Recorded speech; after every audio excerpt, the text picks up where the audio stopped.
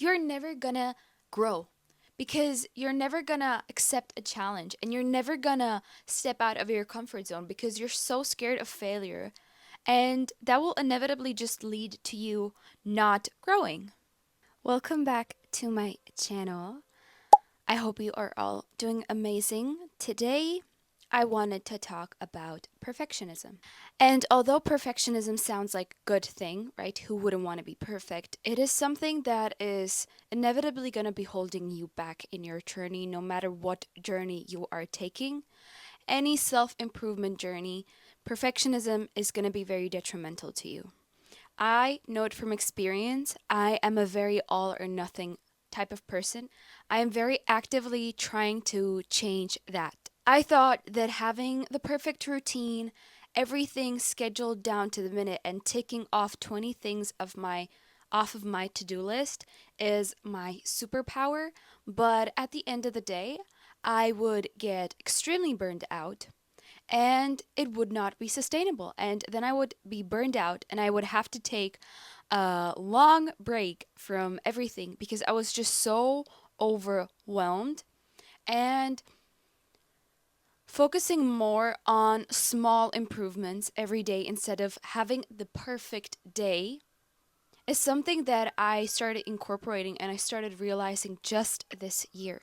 And basically, perfectionism just made me procrastinate more because I was so scared of not having the perfect day. And the minute that I woke up later than I expected, the minute things didn't go the way I wanted it to go, and the moment I didn't have complete control over everything, I started procrastinating.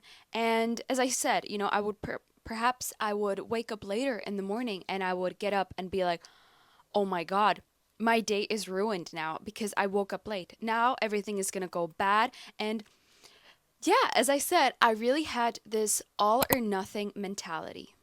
Not to mention that perfectionism just fueled my anxiety as well as my OCD. Before I get into how to let go of perfectionism, I really want to thank BetterHelp for sponsoring this video. Because self help can only go so far, but getting a certified licensed therapist is always going to get you a little bit further because there is always something rooted in that perfectionism. For me, it was anxiety as well as OCD. We all know that therapy is super expensive no matter where you live, and it's just not that accessible. As well as it's really intimidating getting into a waiting room, waiting for a therapist, looking for a therapist that you will feel good with. And this is what I love about BetterHelp because, as I said, they make therapy very accessible. You just get online, you can either video chat with your therapist, you can either just normally call, or you can even message them. Getting started is super easy. You just fill out a questionnaire and you will get assigned to a therapist. And what is even better about BetterHelp is that you can switch therapist with no extra cost. I know that when I was going to therapy in person, it took me such a long time and trial and error to finding a good therapist. A therapist who you feel comfortable with, a therapist who probably doesn't maybe even judge you, a therapist to whom you can open up. And, when it comes to your mental health and dealing with issues such as anxiety, depression, and all those mental health matters, it is really important for you to feel comfortable with that person. That is the key to your success and improvement. So if you are ready to tackle those mental health issues, then check out the link down below where you can get 10% off of your first month with BetterHelp. And again, thank you BetterHelp for sponsoring this video so I can put out amazing content like this. So first of all, why is perfectionism so toxic? First of all, of course, it keeps you stuck. We've all heard it. Done is better than perfect. I read this thing in a book where they did like a study, right? They had different students of photography and they split them up into two groups. And one group had to take just one perfect picture. That's it. That's all their grade would be based on. The other group could take, I'm not sure if they had a limit, but they were allowed to take as many pictures as they wanted, I think. Or they had like a limit. But no. It was unlimited. They were told to take one picture a day or something like that. Guess who had a better picture in the end? Those who put a hold on perfectionism. They just kept taking pictures no matter if it was a good photo, no matter if it was a bad photo. They just did something a little bit every single day. Those were the ones who got better pictures. Those were the ones who did overall better than those who just had to take the one perfect picture. So, what does this tell us? That it is better to do something multiple times, maybe with a little bit trial and error, than to keep putting it off just for it to be perfect. So we see this a lot with, for example, a lot of people who want to create content. They keep telling themselves that, oh, I will be a content creator once my room is perfect. Once I finally save up for that really expensive camera. I will become a content creator once I look better. So they keep putting it off, hoping that the end product will be perfect. But meanwhile, those who just start and do a little bit something every single day, those end up doing and performing better. So perfectionism just keeps you stuck. Secondly, it fuels your anxiety. I already talked about that. But a lot of the times we set impossible standards. And I think it's I think it's amazing to be ambitious, to have big goals and dream big. But putting a certain pressure on yourself is just going to pull you away from your goal and from your dream. And it's just going to fuel your anxiety. You avoid challenges. Since you are so terrified of things not going perfect, of failing, you're never gonna grow because you're never gonna accept a challenge and you're never gonna step out of your comfort zone because you're so scared of failure. And that will inevitably just lead to you not growing. You're gonna be too scared of taking risks and trying something new because in your mind, you can't fail if you don't start, right? But let me tell you something, not starting is failing already. So, how do we get rid of that perfectionism? Before you start, you have to again reframe your mindset. Mindset is everything. You have to analyze, you have to reflect, and possibly think, why am I a perfectionist? Why do I strive to be perfect? Is it because of my childhood? Is it because of peer pressure? Is it because of purely just myself? So try to reflect on that. As well as, for me, I kind of liked being a perfectionist because I thought that made me special. I thought it made me, that being a perfectionist is like quirky and, cute or whatever. But I had to realize that it's not because it is taking a toll on my mental health, which is not cute. It is not quirky. So you do have to realize that perfectionism is a bad thing. The first thing that you're going to want to do is reframe failure. Reframe what failure means to you because there is nothing bad behind failing. Adopting a growth mindset and adopting a mindset where you see mistakes as something beneficial and something that is only putting you closer to your goal instead of further is really important in anything you're trying to achieve because inevitably you do make mistakes and it is better to make mistakes at the beginning of your journey than later on. So try to fail. Try to fail on purpose. Try to do something where you make mistakes on purpose and see that once you do those mistakes, you're probably never going to do them again. And you're going to be viewing challenges as opportunities and not as a threat. And trust me, every single successful person on this earth has failed. You cannot have success, real success, without failing. For example, what I love is an idea of a failure journal. And hear me out. So you get a journal, and at the end of the day or throughout your journey, you write down your mistakes, not in a critical way, but in like an analytical way. So, I don't know, let's say you are, I don't know, a student and you made a mistake in a test. So you write down what mistake you made, why you made it, maybe, okay, and then you're going to realize, all right, I made this mistake because I didn't study this slide well, or I skipped this part because I thought I knew, but now I know I don't.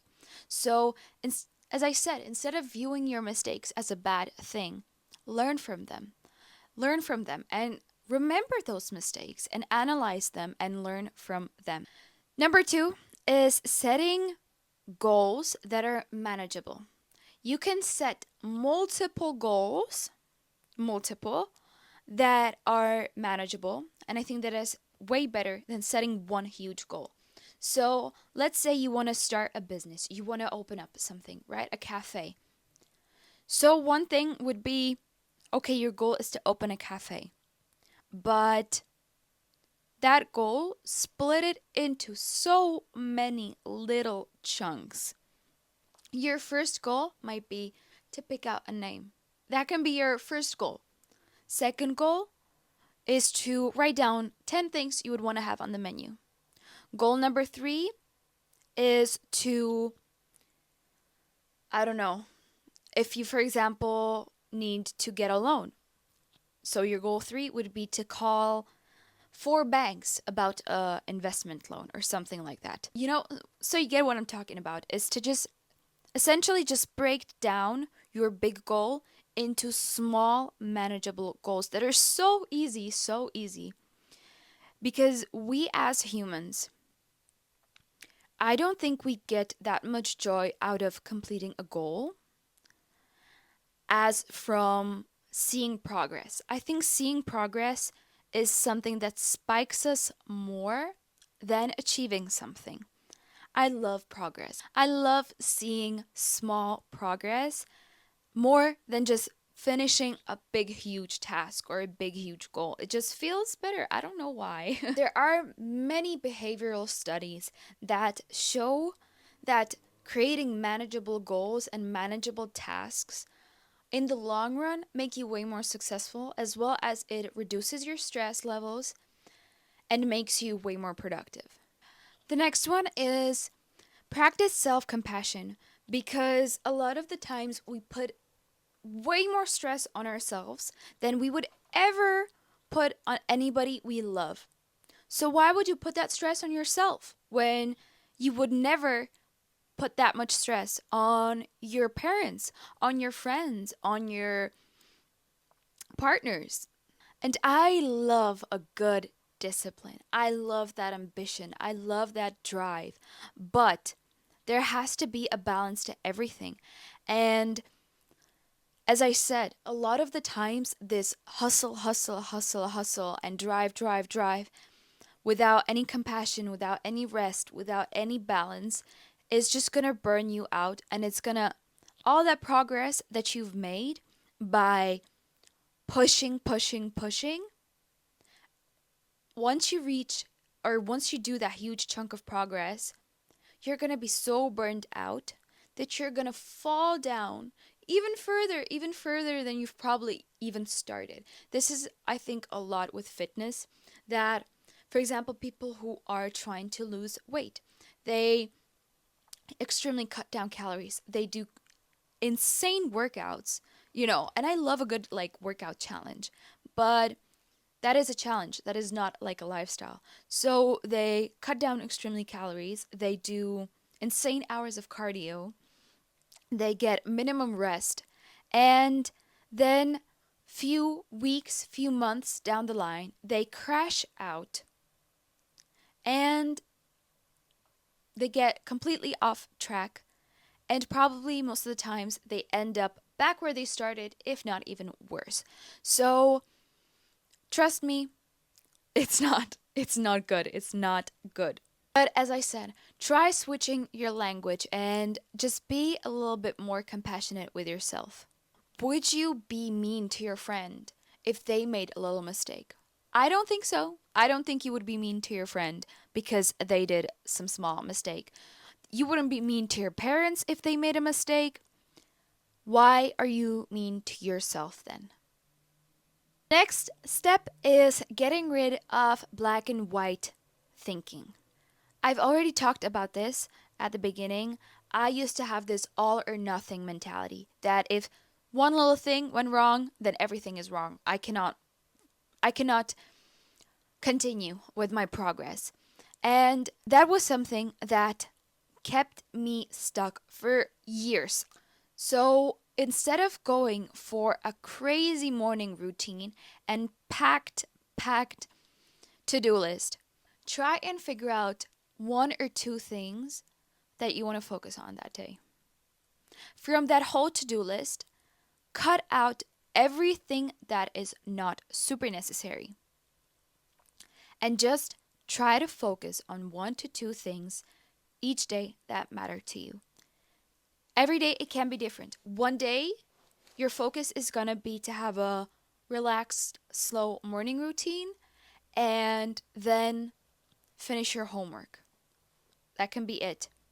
The next day, it's going to be something different. But, try to stop yourself from going overboard with tasks, with routines, with, scheduled tasks and everything. And I love my calendar. I love my calendar so much. I love my planner. And I am a super type A person when it comes to all of this. But I still love my planner. I still use it. I still do my to-do lists. I still do my planners. But instead of trying to do everything at once, I just focus on one to two things a day. That's it. That's it. Is it going to be work? And then I pick a few tasks from work. And if you finish those things and feel like you have energy for more, amazing. Go for it. But don't overpack it because, as I said, it's going to lead to a very all or nothing mentality. And I also learned to be okay with things not going my way and with, being a little bit in a rut and things not being perfect. Lately, I have not been getting up super early. I have not been going to the gym. I have not been, on top of everything. But that is okay because I'm focusing on other things. I am improving in other things. And once the time is right, I'm going to get back into my routine. But now I just need to focus on other things. And I just completely, I threw away this whole concept of perfectionism because now I'm doing mentally way better than I was last year when if I didn't wake up at 6 a.m. and I didn't go to the gym and I didn't get 20 things off of my to do list by noon. If I didn't get, all of those things done by noon, I would be wrecked. I would be like, well, no, I just lost a whole day. I'm just going to procrastinate for the rest of the day. Are you kidding me? I just I look back at myself and I'm like, God, I was very immature and toxic with this and I could have achieved way much more if I just, stopped being so much like all or nothing. So just try to find that middle ground. And the last thing is exposure therapy. Put yourself in positions where failure is inevitable. Try new things you have never tried before and fail at them. Fail at them multiple times until you feel okay with failing. That can be if you are, for example, you're going to be traveling somewhere this summer and then perhaps learn a few phrases from that country that you're traveling to and say it. Just try to speak, not for the intention of learning the language, but just for the locals to tell you, oh, you said that wrong, for example, or go take a class that you have never done before and fail at it. Just do something that you're gonna fail at. And you can start small. For example, doing something at home, crafting something that you've never done before and fail at that. And then slowly, start exposing yourself more and more until it just feels normal to you and until you just learn to live with it. It sounds really harsh. The perfectionism is not gonna help you. And trying to be perfect at anything and everything is it's just impossible. Or it can be possible, but it's going to be at the stake of your mental health, which nothing is worth your mental health. There is nothing on this earth that is worth your mental health. So just focus on what is important to you. Stop trying to fit into all boxes and stop trying to be great at everything. Just pick what's important to you, and trust me, you will start living a better life than before. For me, that was content creation a lot. It was something that I always wanted to do, but I kept putting it off because it wasn't perfect. I didn't have a camera. My apartment isn't the most aesthetic, but I did it anyways. And there are still a lot of things that I'm learning. And I wouldn't have learned if I just kept putting it off. For example, my audio. You know how many times I've gotten comments that my audio sucks, that it's either not loud enough or that it's just low quality. And guess what? I learned from it and I'm working on it. So, and there are multiple things. There are multiple things that I made mistakes at because now I know what to watch out for, what to not do, what to do. So, yeah. Yeah. So, that was it, guys. I really hope you liked this video. Share your comments down below, share your thoughts, interact with each other. Let me know what you liked about this video. Don't forget to check out BetterHelp's link down below for the 10% off, and as well as check out my Discord group and my social media links. It will be linked down below. I love you guys and see you next time. Bye.